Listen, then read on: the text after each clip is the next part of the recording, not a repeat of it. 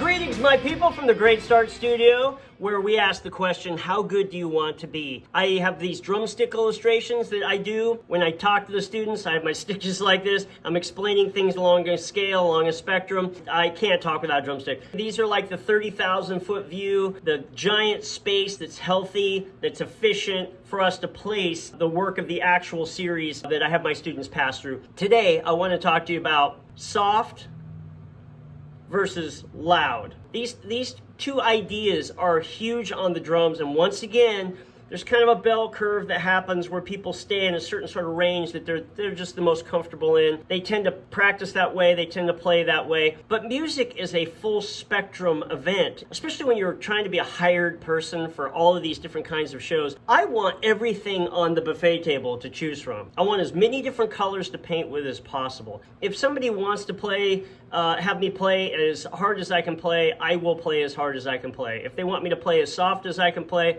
I played situations.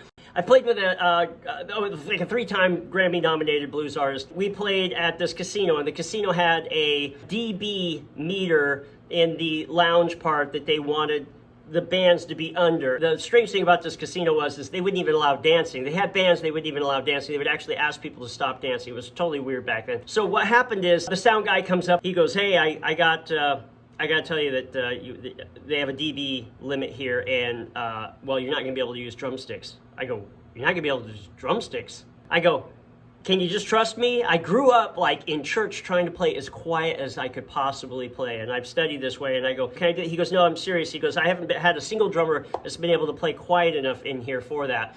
And I go, "Well, just let me do the first song, and if it's too loud, I'll switch out." But I go, I'm almost sure I can do it." And he goes, "Oh, okay, we'll do one." So I did one, and he comes up, he's got saying, he comes up and he goes, "You know, you're the first drummer that's ever been able to play quiet enough." And I go, "Well, we'll try to play it quiet here. Right? That's what you require, then that's what I'll do." You end up practicing with just your fingers, and you turn off all of your big muscle groups, and then the force doesn't translate into the sound and create just, amplifying effect. I have two pairs of sticks that I really, really like. The Vic Firth 2Bs, so I can get them to bounce around. And then the Vic Firth Boleros, little wood tips. They're almost the same size, a little bit shorter, and a little bit sharper on the angle, and they just bounce like crazy, and they're super quiet. But you know what's funny about the story, the singer that I was hired for, she is a very, very strong singer, and they kept turning her down and turning her down. They actually turned her mic off and the monitors and everything, and she was still too loud according to them. I was like, wow, she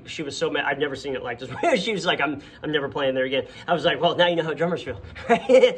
I'm trying to serve whatever the music requires, and so in order to get control over yourself, these are all disciplines of virtue, so they don't come naturally. Everybody kind of falls into a certain sort of spectrum, and in different seasons of your life, you play at a different energy level. What I try to do is get where the entire thing is my playground. If the music is required, the show is required for me to swing out, I'm gonna be doing that. If it's much quieter like that other show, I'm going to be doing that too, not be drawing attention to ourselves. People are eating dinner, they're like, there's like a table right in front of the drums. How many times have I done that? And you're just very quietly playing. Anyway, you do whatever you have to do to make because you are there for the entire event, for the artist, for you, for the venue, and for the audience. And so there's a lot of things to consider. You can't consider them if you don't get control over yourself.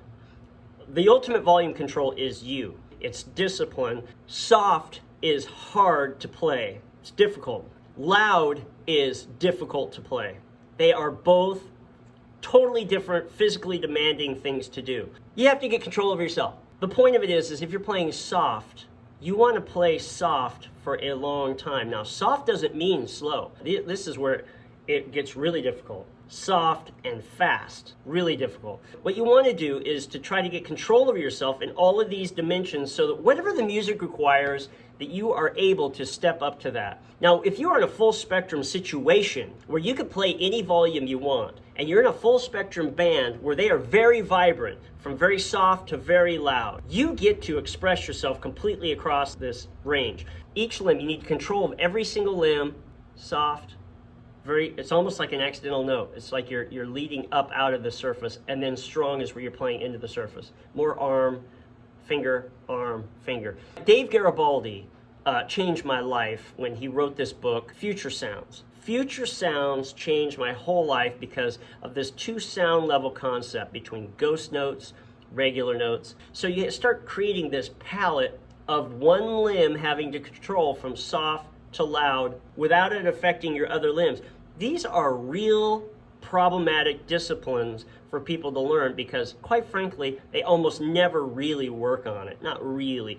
I'm not an exercise guy anymore, but where you would sit and you would just isolate out a problem and work out the accent, the ghost notes, so that you have out of 16 notes, you might have 4 different accent, either on the beat, off the beat, various, and then you have to have the other 12 notes be soft. You do a bunch of exercises like this to draw out the difference. But I'm so focused on the drums and in music, I might as well just create something that's a groove to do that with instead of doing an exercise. That's why I say it. I'm away from that part of my life now. If I can't apply it to a groove, then what's the point? Why would I waste time over on a practice pad when I could be on the drum set actually playing? So I am in this part of this season of my life for sure. There's a mountain of groove possibilities where I would take any groove and play it super soft for a long time. I would speed up the tempos and keep it at the same volume, very soft. To have a few runs at this to stay soft while you're still playing up tempo. And then I would do the thing where I'm trying to draw out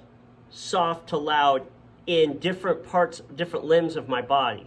It's a very different discipline to do. Now you're compartmentalizing out the soft and the loud. Since we're playing both handed here, the Great Start Studio with the series, get the series, it teaches you to play both-handed. When you play both-handed, you have to get control over both hands in both dynamic ranges from soft to loud. When I opened up my hands, I started realizing, whoa, all of these ghost notes are actually already much easier with my right. Wherever the weakness is what you want to pull up. That's just a fact. Soft, you just have to kind of turn off all of your major muscle groups. Very hard to do if you haven't done it. I literally, at first, could not do an action on this end of my hand without my arm also kind of firing.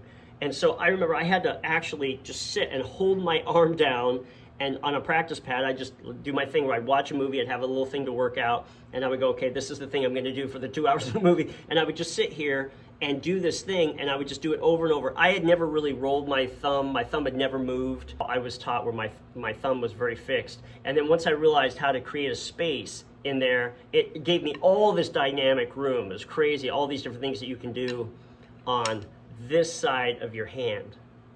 Once I started realizing how many different motions I could do here, Dave Garibaldi and Future Sounds completely changed my life. I bought that book, and then I just shredded it. I do this with every book. I write everything in. I write in all these notes. I try all these different things. And it was such a mess. I just actually ordered another book and rewrote all my ideas into there. But in the process of doing that, I wrote more ideas, and it became a mess. I ended up buying another book. So I ended up getting 3 books by the time I was done. That book was an absolute shred fest of dynamic range from soft to loud. I include ghost notes through the entire series now. And so you're passing through every kind of groove type, every type of meter type, 4/4, 3/4, 5/4, 7/4, 5/8, 6/8, 7/8, 9/8.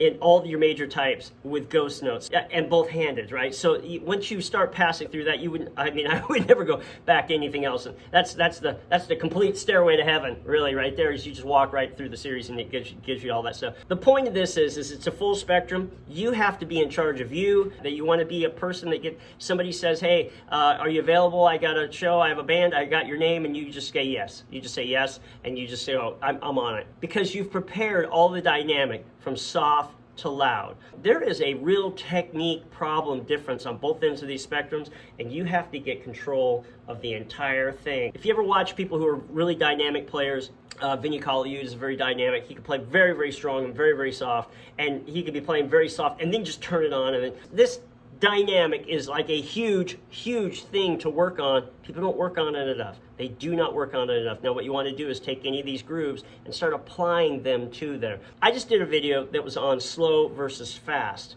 This is another point of reference for passing through the grooves. This is how you get the grooves to be vibrant so that when you're playing, you're vibrant. There's too much to talk about. I can sit here all day and talk about it. So let me wrap this up. So from the Great Start Studio, back at it.